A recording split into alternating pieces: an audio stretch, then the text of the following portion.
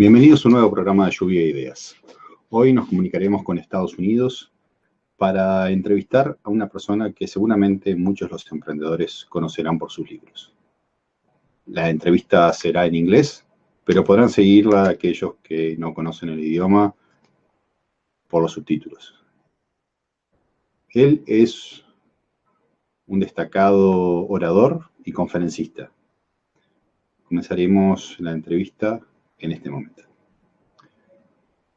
He's a keynote speaker in company leadership and sales conference, sharing the platform with everyone from today business leaders and broadcast personalities to even a former United States president. He's the author of a number of books on sales, marketing, and influence, with total book sales of well over 1 million copies. Also, he is a supporter and defender of the free enterprise system, believing that the amount of money one makes is directly proportional to how many people they serve. A former television personality and top producing salesperson.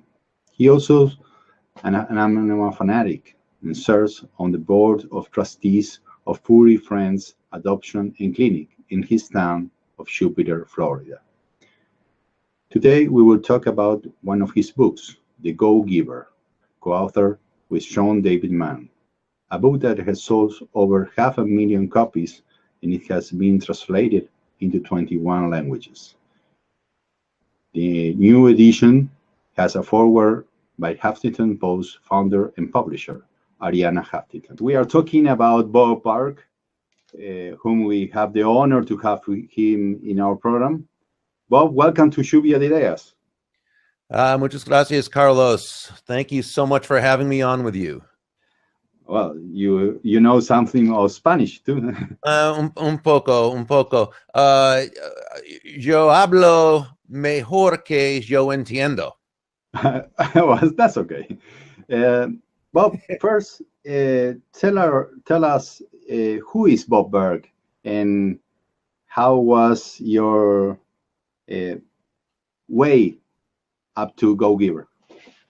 Yeah, I began as a television broadcaster and in a very small market in the Midwestern United States.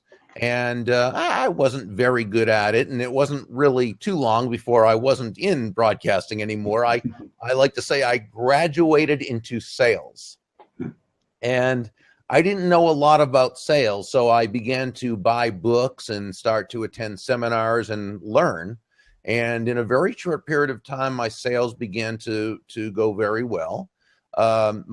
This was 35, about almost 40 years ago now, I guess. At that time, the ones I learned from were Zig Ziglar and Tom Hopkins. And I just really made a study of their materials and began applying the information. And that's so important because I think a lot of times we want to learn something, but we want to get perfect at it before we apply it. And what's key is to learn, absolutely. Don't try and reinvent the wheel. Learn from people who have done it, but don't wait until you're perfect before you start, or you'll never get to that. You're not going to get perfect anyway, but don't even wait until, start. Once you know enough to begin applying the information. And so I was successful in sales and worked my way up to sales manager of a company. And eventually I began to teach others what was working for me, and eventually made a business of speaking on the topic, which I've been doing now for many years. And I had the first book out, Endless Referrals, back in the 90s, and had a couple of since then. And then back about almost 10 years ago now, John David Mann and I co-authored The Go-Giver, which is a business parable. That's been my main even speaking program since then. So that's really been a change in direction for me. Oh, thanks. And what is a go-giver? Well, a go-giver is someone who understands that shifting their focus from getting to giving. And when we say giving in this context, we simply mean constantly and consistently providing value to others. And understanding that not only is that a pleasant, a nice way to do business, it's a very financially profitable way as well. Because when you can move from an I focus or a me focus to an other focus, always looking for ways to benefit and bring value to others. People feel good about you. They know you. They like you. They trust you. They're much more interested in getting to know you and much more likely to do business with you. And everyone wins that way. Give us, I was reading some of the material of the Go Giver, and give us a quick review of the 5 laws. Well, the laws themselves are the laws of value, compensation, influence, authenticity, and receptivity. And law number 1 says to give more in value than what you take in payment. Now, that sounds a little strange at first. Give more in value than I take in payment. Won't I go broke that way? No, because what we need to understand is the difference between price and value. Price is a dollar figure. It's a dollar amount. It's finite. Value is the relative worth or desirability of something, of a thing, to the end user or beholder. In other words, what is it about this thing, this product or service or what have you, that brings so much worth or value to someone that they will willingly exchange their money for this value and be glad they did, while you make a very healthy profit. In a free market-based economy, meaning no one's forced to do business with anyone else, but both parties do so out of their own volition, there are always at least 2 profits: the buyer profits and the seller profits, because each one comes away from the transaction better off than they were before the transaction. That's the law of value. And so our focus is always to provide such a wonderful, great, magnificent experience, aside from just the product or service itself, that we provide great value to that person. And the second law, you said it was compensation. Compensation, yes. And you say that your income is determined by how many people you serve and how well you serve them. Sure, because where law number 1 says to give more in value than you take in payment, law number 2 tells us that the more people whose lives you touch with the exceptional value you provide, the more money with which you'll be rewarded. So let's say that someone sells a product or service. Now, they sell this to one person. They provide extraordinary value. The other person feels great. That's fantastic. But serving one person isn't enough to bring a great income. You've also got to impact the lives of a lot of people, right? So law number 1 represents your potential income, the value you provide. Law number 2 represents your actual income, the number of lives you're able to touch and affect through your product or service. So we could say that law number 1, exceptional value, plus law number 2, significant reach, equals very high compensation. How does a go-giver create influence, both personally and in the business? Sure. Well, what is influence? Influence on a very basic level is simply the ability to move a person or persons to a desired action, usually within the context of a specific goal. That's the definition. But the essence of influence is pull.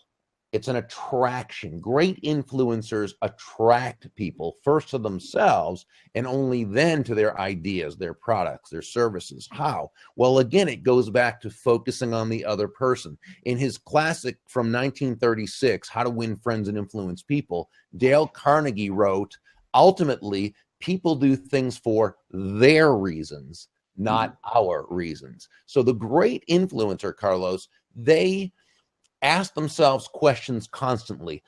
How does what I'm asking this other person to do, how does it align with their goals, their wants, their needs, their desires? How does what I want this other person to do align with their values? And when asking ourselves these questions thoughtfully and intelligently, genuinely and authentically, not as a way to manipulate another human being into doing our will, but as a way to build everyone in the process, now we've come a lot closer to earning that commitment. And as my great friend, one of my mentors, Dondi Scumaci, often says, compliance will never take you where commitment can go. And so that's what an influencer does. Now, they place other people's interests first. Now, when we say that, we don't mean that you should be a doormat for anyone or that you should be a martyr or self-sacrificial. Not at all. It's simply that, as Joe, the protagonist in the story, learned from several of the mentors, the golden rule of business, of sales, of networking is that all things being equal, people will do business with and refer business to those people they know, like, and trust. Well, there's no faster, more powerful, or more effective way to elicit those feelings toward you in others than by, again, genuinely moving from that I focus, that me focus, to that other focus, looking for ways to, as Sam, one of the mentors, told Joe, make your win about the other person's win. And as you do that and you develop a reputation for doing it, wow, you're developing what we call an army of personal walking ambassadors. And that is influence.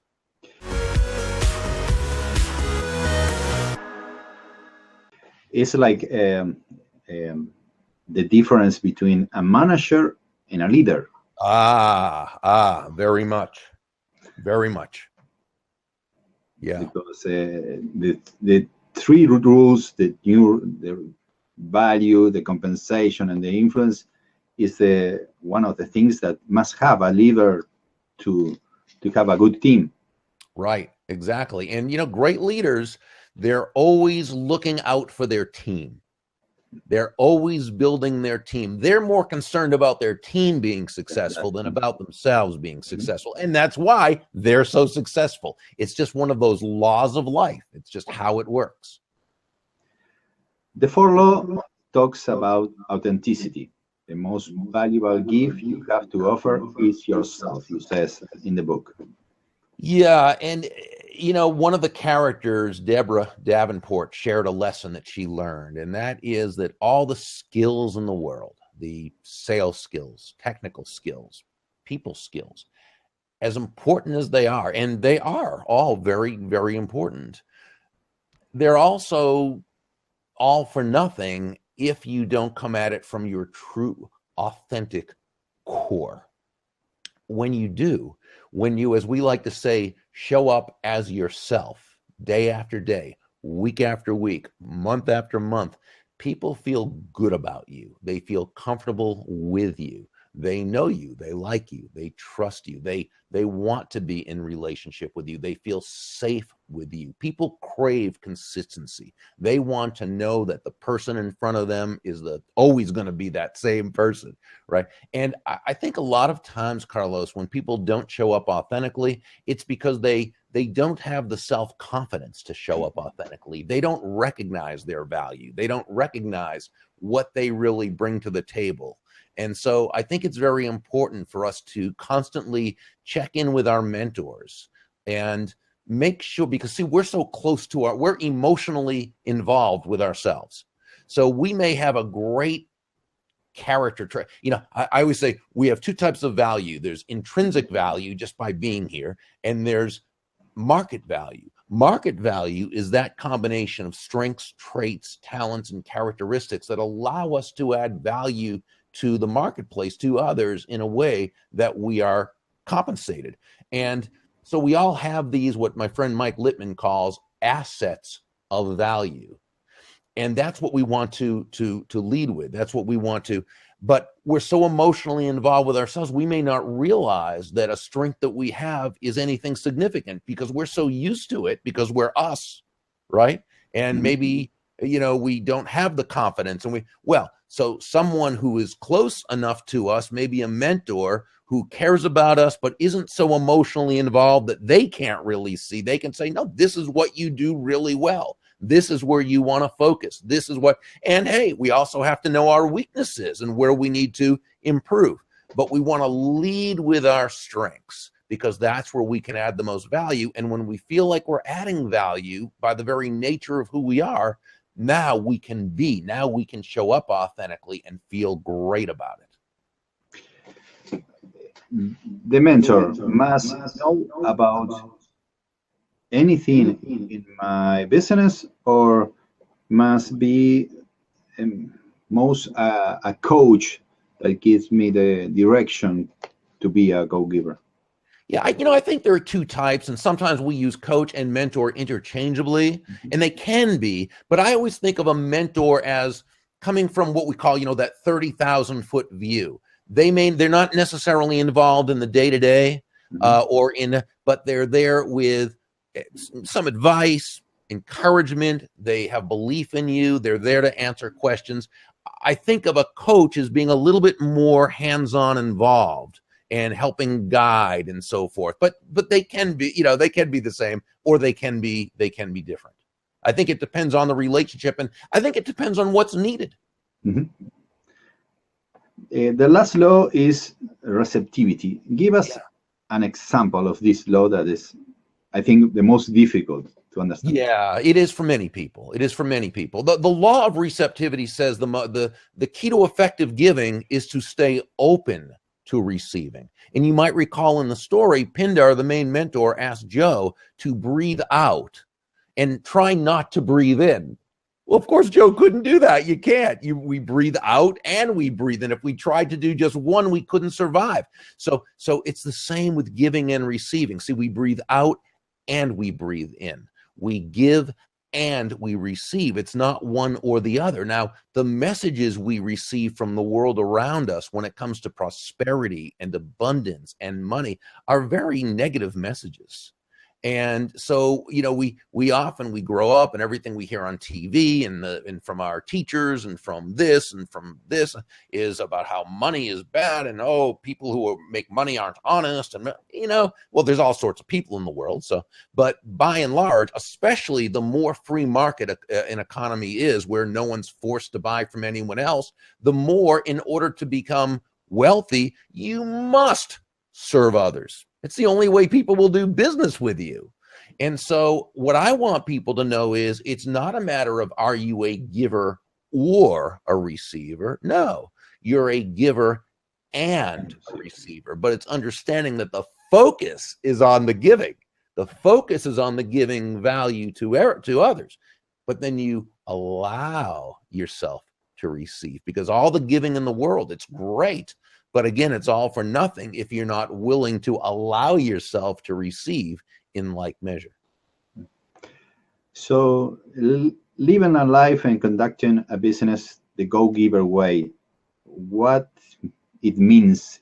People that human beings need to know is the way to do it. And I think most people want to do business that way, but they've heard, again, they grew up hearing, oh no, it's you've got to crush the other, and you got that, so I think it's living in integrity, maybe, with who we are as human beings, because it basically looks at human nature and honors human nature. Anyone can be a go-giver, or Sure. it must born in some way? No, I think like anything else, it's something we can all learn. And I think when what keeps someone from doing business and living life as a go-giver is, again, just the false premise that success in life is accomplished by being a mean, nasty, horrible, right, person. And so a person who might believe that, they first have to come to an understanding that that's not true. Because, let's face it, unless we understand that there's a problem with how we're doing something, we're not going to change. So it's first, the question is, well, how is doing what you're doing right now working for you? Are you as successful as you'd like to be, financially, physically, spiritually, mentally, emotionally, socially? I mean, and if not, well, then there's another way to do things, maybe, that's more productive than the way you're doing it. Let's talk about mentorship. First, what's the best way to find a mentor? Well, I mean, these days you can find a mentor anywhere, because it could be the person down the street, it could be the person you work with, it could be the person who is a friend of the family, but it could also be someone you meet online. It could be someone you've read their book or you've watched their videos, or it could be, what have you. It's just a matter of being willing to reach out. Now, I think what happens though is people sometimes go about this in an incorrect way. They will reach out to someone and say, hey, will you be my mentor? Right? And I think that's counterproductive, Carlos, because there's no relationship there. And a mentor-protege relationship is like any relationship. It takes time to build, and it times to build that know, like, and trust. But I think it's very practical and it's very fine to reach out to someone, even if you don't know them that well, and just say, I really respect your work and I appreciate what you do. I'm just starting a business, or I'm wondering, and I know you're very busy. So if you do not have time to do this, that's totally fine. But may I ask you one or two very specific questions? Now, most people, go ahead. No, one thing, while you're talking, I was thinking a lot of entrepreneurs thinks that the mentor is like a magician. Right. That's true. And he's not. You must do the work. The mentor will give you some tips and all, but you have to do the work. Exactly. Yeah. And so, when you ask politely and humbly and not as though you're entitled to their help, but that is, most people who are successful people are givers. They and they want to help. And so, you can ask. And so what I would do, though, is make sure you really research them, which, of course, is very easy to do online, and make sure you don't ask any questions that you could have found the answer to just by doing your research, because you want to really respect the process and respect them. And, so you ask them a couple of questions, or one quarter, whatever it happens to be. And afterwards you thank them and you let them know that you appreciate that. I would even send a handwritten, personalized note, thanking them afterwards, letting them know that you look forward to putting their wisdom to work and taking action on it, as you just said. Maybe even, find out, again, from researching them, their favorite charity, and make a small donation. Doesn't have to be big, but just a small donation in their name. They'll be notified of it, and you're not doing it to as we would say, kiss up to them or anything like that, but just to show the respect that, yes, I realize right now I'm not in a position to add the kind of value to you that you can to me, but I care enough to make an effort. And that you're honoring their favorite charity, or if they're an old book collector, you find that, so there's all sorts of things that we can do. And then again, sometime later, you might come back with another question. And again, you always want to respect the process. And eventually over time, perhaps that mentor-protege relationship will develop. But I'll tell you what, some of the best advice I've ever received are from people I call drive-by mentors. My friend Dondi Scumaci and I think made up that term, but it's just someone who, happened to come along with one very sage piece of advice that made a big difference. And you may never have seen them again. That's not really a mentor. That's more, just a piece of advice. We call them drive-by mentors because, but you never know, though. Sometimes it's that long relationship. Sometimes it's for a short time. Sometimes it's a drive-by. You just don't know. In your book, you mention entrepreneurs in very ways, but I think the message of the go-giver applies to everyone, sure, not only the entrepreneur. Sure, because really think about it. If you're working in a large corporation, okay, you're still an entrepreneur. You're still selling your services. And every day you've got to prove to your employer why the money they're paying you is less than the value they're being provided, right? So now so in this case, you're a customer. So I would say, instead of even an entrepreneur, maybe you're an intrapreneur, right? Because you're an entrepreneur inside another organization. But who are your customers? Your coworkers, who you've got to provide value to, those in your team, your supervisor, and of course the employer, and ultimately the customer of the company. So you're still touching the lives of lots and lots of people with lots of value. And what you want to do as an intrapreneur is continue to find ways to add value to the enterprise in such a way that your value always goes up. The go-giver method has been changed in some ways with the new social internet. Oh, yeah. Well, I mean, I think what it is, Carlos, is the principles still apply, the same principles, but now there are different methodologies sometimes and different ways to reach people. When we said all things being equal, people will do business with, refer business to. We didn't say those computers they know, like, and trust. It's the person sitting at the computer. And so whether you're on Facebook or LinkedIn or Twitter or Instagram or what have you, before you make that, send that tweet or write that post, or always ask the question, is this adding value to those I'm sending it to? It's still all about that. It's just that, the internet gives us more ways to reach more people quicker. Yeah. What do you do in your company, the Go Giver way? What do we do in terms of the business model and so forth? A couple different things. One is I speak at a lot of sales and leadership conventions. And we also have workshops where we bring people into Orlando, Florida, called the Go Giver Sales Academy, which it's only 10 people over 2 days. So we get very, very deep into their business and so forth. We also have the Go Giver Sales Academy online course. And we also have a certified Go Giver speaker program where we teach people how to speak on the topic and so forth. So those are just some, and of course, my books that I write and other information products we put out. What is the internet where you can reach the audience? Yeah, the best one is just The Go Giver, without the hyphen in this case, just www.thegogiver.com. Okay. Well, Bob, it was a pleasure to have you in our program, and well, I think you give perhaps some tips for the entrepreneurs in your way to change and well, give more. Well, thank you, Carlos. It was an absolute pleasure to be with you, and I wish you and all your viewers much success. Thank you.